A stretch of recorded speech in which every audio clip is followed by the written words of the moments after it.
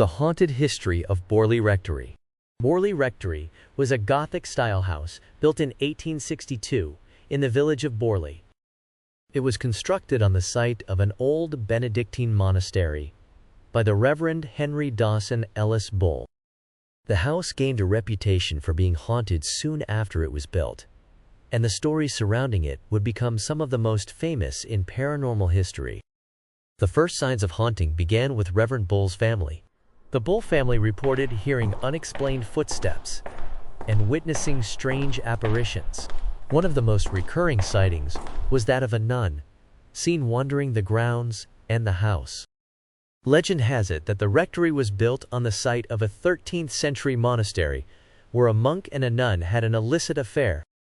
When their relationship was discovered, the monk was executed, and the nun was bricked up alive within the convent walls.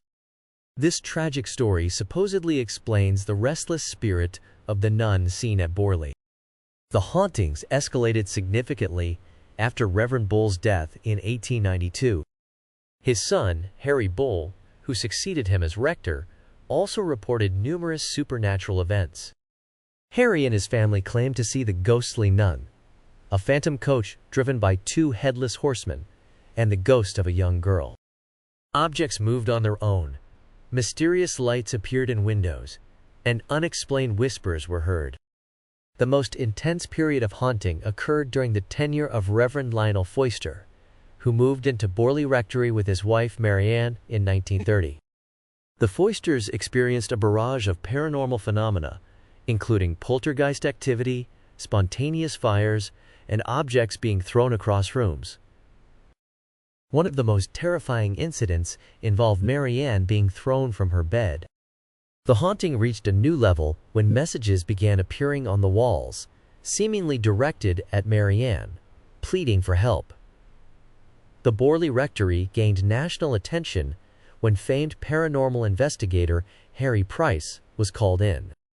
Price conducted several investigations and even rented the rectory for a year in 1937 to study the phenomena more closely. He documented numerous incidents, including the appearance of ghostly figures, unexplained noises, and objects moving without explanation. His book, The Most Haunted House in England, detailed his findings and solidified Borley Rectory's reputation. In 1939, Borley Rectory was severely damaged by a fire, which some claimed was started by supernatural forces. Even in ruins, the site continued to attract paranormal investigators and curious onlookers. Reports of ghostly figures, mysterious lights, and eerie sounds persisted.